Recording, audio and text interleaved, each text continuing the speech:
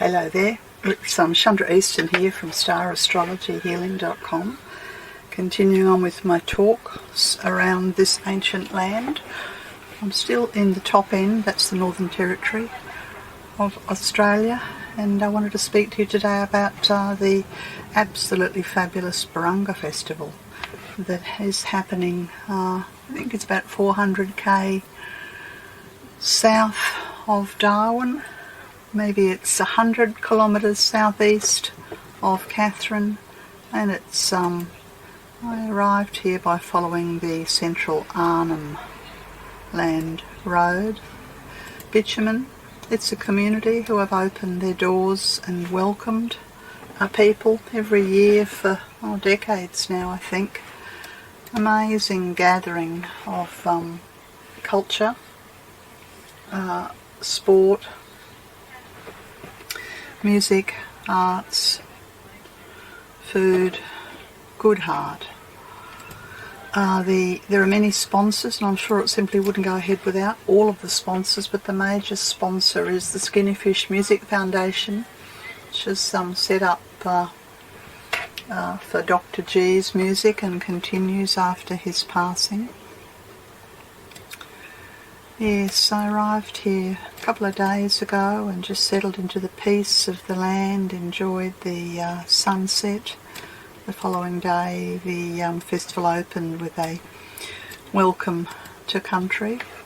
I guess and this was by the Arnhem Red Flag Dancers, and I should say that people have travelled, I've really just travelled 100 kilometres south from Katherine, but people have travelled from all over Arnhem Land, probably from the Tiwi Islands, hundreds of kilometres on pretty terrible roads through Arnhem Land. I did speak to somebody who'd come from Perth. Yes, the traditional owners of the Bugalee and the Jawan Nation. And I'll just give you a feeling of it now as you observe the red flag dances of Arnhem Land opening the festival.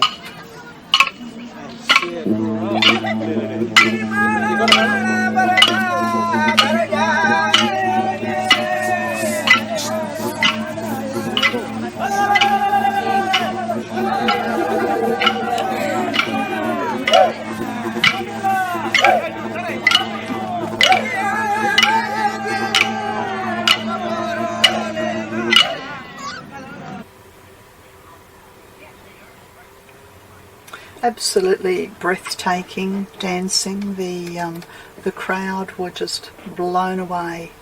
Really, there's no other way to describe it. The ceremony, the ritual, the costumes, the incredible agility of the dance from the red flag dancers from Arnhem Land. Young boys, youths, older men, all participating. Breathtaking. I'll give you another example here as the dance continued on.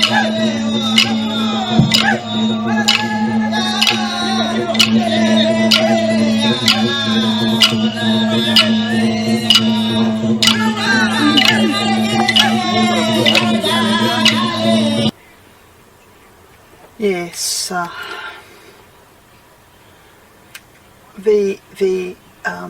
the movements, the ceremonial movements, like every stamp means something, every gesture means something, the group work from one heart, very ceremonial. Obviously this is just dancing that is permitted for the white people. Here's some more.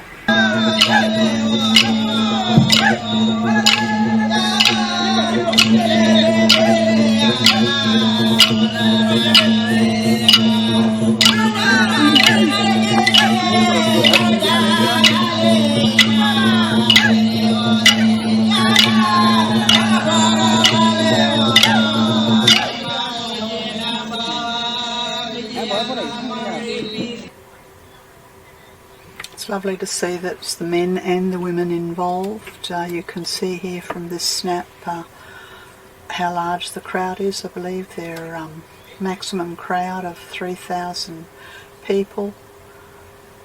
And here's another little snippet of the dancing.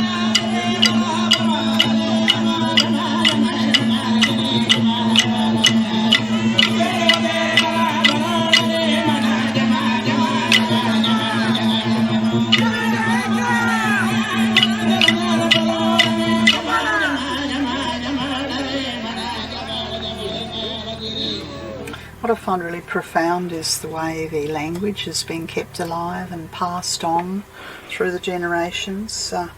There's incredible mentoring from the older men through the different generations all the way through to the young children. This sort of teaching of pride, and considering that these are people who've experienced genocide, and they're resilient and they're strong.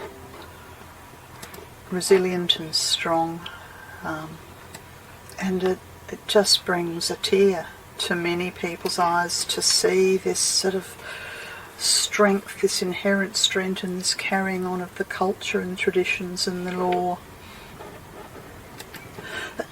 There was some discussion, there were a whole lot of politicians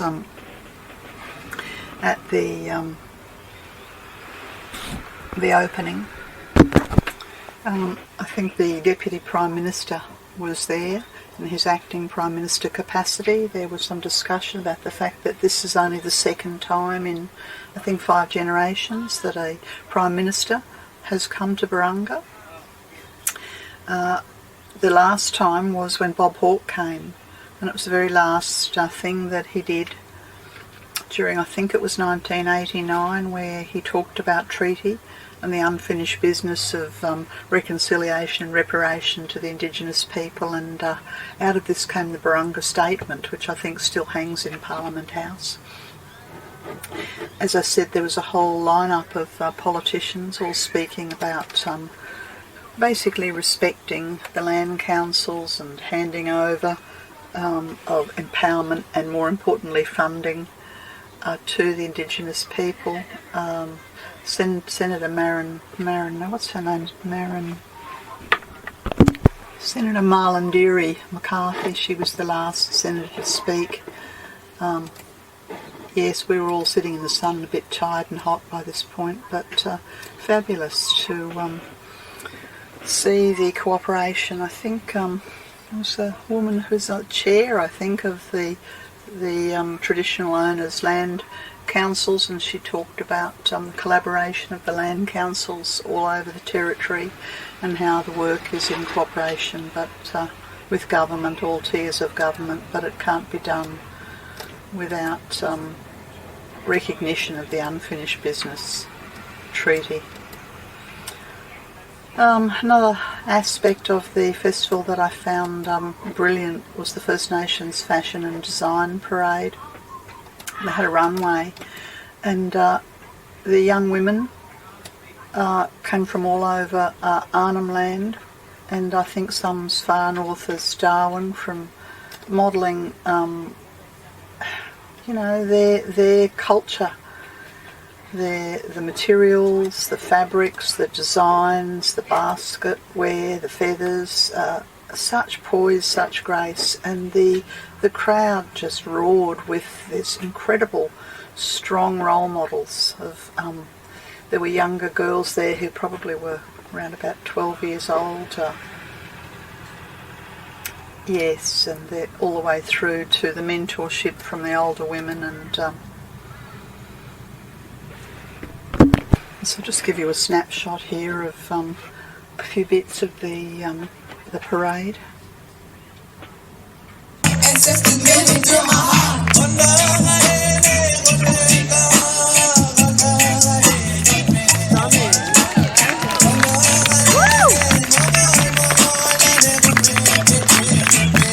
Really strong, wonderful culture and womanhood, raising this nation from the younger generations up. It was the crowd just roared, the crowd cheered, they clapped.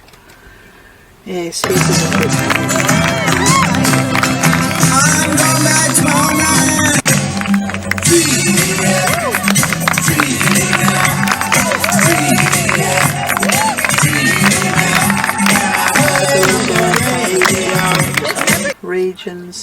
art groups. The fabrics were all on sale. It's obvious that some of these young women will go on. I was speaking to a gentleman who's involved in the organisation, and he said they'd just come from Sydney. I think he said the Opera House, but they'd been basically they're becoming nationally known, the young women of Arnhem Land, and their proud demonstration of their culture and their fashions and their traditions. Their beauty, incredible beauty. Here's another one.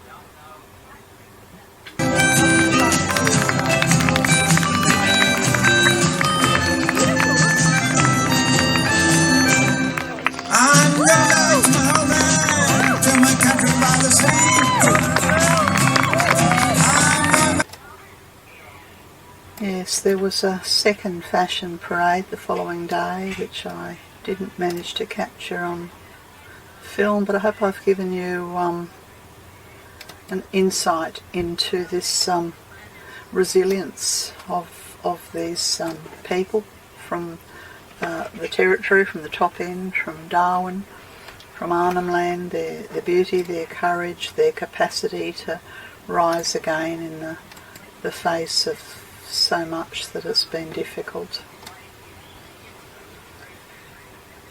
Yes, there's so much, it's very hard to capture the whole festival. I've just given you really just a little taste here. There's been some spear throwing competitions later on this afternoon. There's been didgeridoo making, basket weaving, sport, you name it, it's happening at Barunga.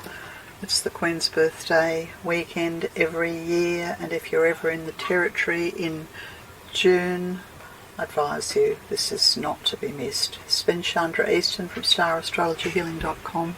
That's all for now.